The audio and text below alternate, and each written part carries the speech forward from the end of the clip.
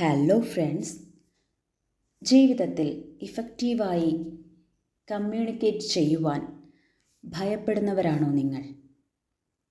എങ്കിൽ കുറച്ചു നേരം ഈ വാക്കുകളൊന്ന് കേൾക്കൂ. നമ്മൾ മറ്റൊരാളെ ഭയക്കുന്നതെന്തിന്? നമുക്ക് അത്യാവശ്യമായി അറിയേണ്ട വിവരങ്ങൾ മറ്റൊരാളോട് ചോദിച്ചറിയാൻ എന്തിനാണ് നമ്മൾ ഭയക്കുന്നത്? അവർ ഏത് പദവിയിലിരിക്കുന്ന ആളാണെങ്കിലും നമ്മൾ ചോദിക്കുന്ന ചോദ്യത്തിന് അയാൾ ഉത്തരം പറയാൻ കടപ്പെട്ടവനാണെങ്കിൽ എന്തിന് നമ്മൾ ചോദിക്കാൻ മടിക്കണം? അയാളെ ഭയക്കാൻ നമ്മൾ അയാളോട് ഒരു തെറ്റും ചെയ്തിട്ടില്ല എന്നിരിക്കെ എന്താണ് ഈ ഭയത്തിന് കാരണം? മാതൃഭാഷയിൽ തന്നെ അദ്ദേഹത്തോട് സംസാരിക്കാം എന്നിരിക്കെ ഭാഷ അറിയില്ല എന്ന പ്രശ്നമല്ല. പിന്നെ എന്താണ് പ്രശ്നം?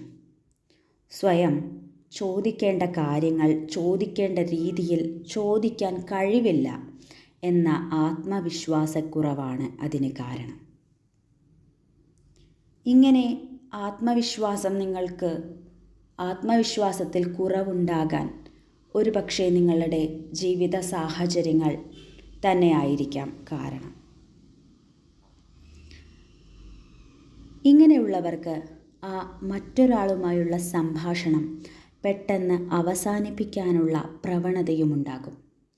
പിന്നീടാണ് ഓരോ കാര്യങ്ങൾ അയാളോട് ചോദിക്കാൻ വിട്ടുപോയി എന്ന് മനസ്സിലാക്കുക. അതും മറ്റുള്ളവർ പറയുമ്പോഴാണ് അതിനെപ്പറ്റി ഗൗരവമായി ചിന്തിക്കുക. അഥവാ സ്വയം തോന്നിയാലും അത് സാരമില്ല എന്ന് സ്വയം മനസ്സിനെ പറഞ്ഞ് പഠിപ്പിക്കാനും ഇവർ ശ്രമിക്കും. കാരണം മറ്റുള്ളവരുമായുള്ള സംഭാഷണം എപ്പോഴും ഇവർക്ക് ഒരു ഡേഞ്ചർ സോൺ ആണ് എന്ന വിചാരമാണ് അവർക്കുള്ളത്. അതുകൊണ്ട് തന്നെ മറ്റുള്ളവരുമായുള്ള കമ്മ്യൂണിക്കേഷൻ എത്രയും പെട്ടെന്ന് അവസാനിപ്പിച്ച് എലോണായി സേഫായിട്ടിരിക്കാൻ ഇവർ ശ്രമിക്കും. പക്ഷേ ഈ സേഫ് സോണിൻ്റെ അതിർത്തികളെ ലംഘിച്ചുകൊണ്ട് മറ്റുള്ളവരുമായി ശരിയായ രീതിയിലുള്ള കമ്മ്യൂണിക്കേഷന് സാധിച്ചാൽ മാത്രമേ ജീവിതം നല്ല രീതിയിൽ മുന്നോട്ടു പോകുകയുള്ളൂ. അതുകൊണ്ട് ആത്മവിശ്വാസം കൈവിടാതിരിക്കുക. നിങ്ങളുടെ കയ്യിലും വളരെ മനോഹരമായ ശുദ്ധമായ ഭാഷയുണ്ട്. ആ ഭാഷയിൽ മറവില്ലാതെ സംസാരിക്കുക. പിന്നെ ഏതു ടോണിൽ സംസാരിക്കണം എന്നൊരാശങ്കയുണ്ടാകാം. കാര്യത്തിൻ്റെ ഗൗരവമനുസരിച്ച് അതിൻ്റെ പ്രാധാന്യത്തെ ഉൾക്കൊണ്ട് തന്നെ സംസാരിക്കാൻ ശ്രദ്ധിച്ചാൽ മതി. ഒരു ഉദാഹരണം പറയാം. കുടുംബവും പഠനവും ഒരുമിച്ച് കൊണ്ടുപോകുന്ന ഒരുപാട് വ്യക്തിത്വങ്ങളെ നമുക്ക് ഇന്ന് സമൂഹത്തിൽ കാണാം. പ്രധാനമായിട്ട് നമ്മുടെ വീട്ടമ്മമാരെ എടുത്തു കഴിഞ്ഞാൽ അവർ തൻ്റെ കുടുംബവും അതുപോലെ തന്നെ തൻ്റെ സ്വപ്നങ്ങളെയും ഒരുമിച്ച് കൊണ്ടുപോകാൻ ആഗ്രഹിക്കുന്നവരാണ്. അവർക്ക് രണ്ടും ഉപേക്ഷിക്കാൻ സാധിക്കില്ല. അങ്ങനെയുള്ള ഒരു വീട്ടമ്മയാണോ നിങ്ങൾ? അങ്ങനെ കുടുംബം നോക്കി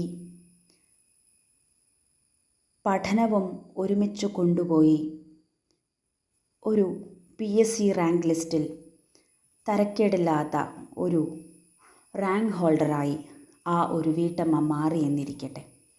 പക്ഷേ ആ ഒരു വീട്ടമ്മയ്ക്ക് ഇങ്ങനെ കമ്മ്യൂണിക്കേഷൻ പ്രോബ്ലമുണ്ട്.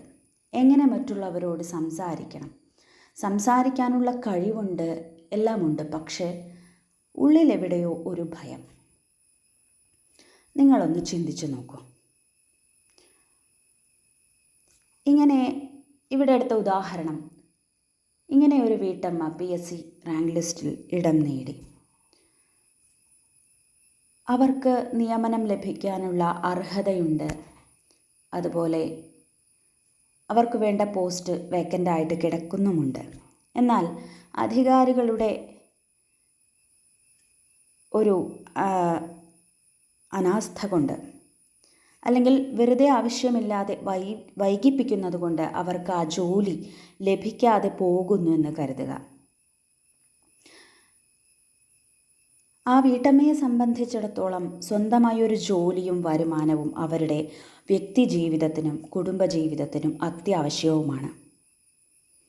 അങ്ങനെയിരിക്കെ ആ പ്രസ്തുത വിഷയത്തിൽ ആ വീട്ടമ്മ എന്തെല്ലാം കാര്യങ്ങൾ ചെയ്യേണ്ടി വരും?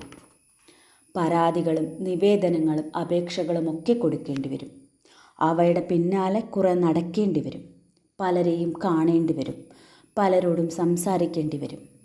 അവിടെയെല്ലാം പ്രോപ്പർ കമ്മ്യൂണിക്കേഷൻ നടന്നില്ലെങ്കിൽ എന്തായിരിക്കും അവരുടെ അവസ്ഥ? ഓർക്കുക, ആ വീട്ടമ്മയോട് ഞാനിത് പറയാൻ ആഗ്രഹിക്കുന്നു. നിങ്ങൾ ശരീരവും മനസ്സും എല്ലാം പിടഞ്ഞ് പല ജോലികൾക്കിടയിലും കുട്ടികളെ വെച്ചും പലരുടെയും പരിഹാസങ്ങൾ കേട്ടും പഠിച്ച് നേടിയെടുത്തതാണ്. അതുകൊണ്ട് നോ കോംപ്രമൈസ്. നിങ്ങൾ ഇഫക്റ്റീവായി കമ്മ്യൂണിക്കേറ്റ് ചെയ്തേ പറ്റൂ. നിങ്ങൾക്ക് അത് സാധിക്കും. 25% നിന്ന് 50% ഉയരാൻ നിങ്ങളുടെ പരിശ്രമം കൊണ്ട് സാധിച്ചിട്ടുണ്ട് എങ്കിൽ നിങ്ങൾ ചെറിയ ഒരു വാതിൽ കൂടി തള്ളി തുറക്കൂ. അവിടെ നിങ്ങൾക്കായി അനേകം വാതിലുകൾ തുറന്നിട്ടിരിക്കുന്നത് കാണാം. അതുകൊണ്ട് just think about the importance of the topic and communicate effectively. You will achieve your dream and make yourself your best lover. പിന്നെ ഒരു കാര്യം കൂടി, നമ്മൾ ചോദിക്കേണ്ടത് മറ്റുള്ളവരെ കൊണ്ട് ചോദിപ്പിക്കാം എന്ന് വിചാരിക്കരുത്.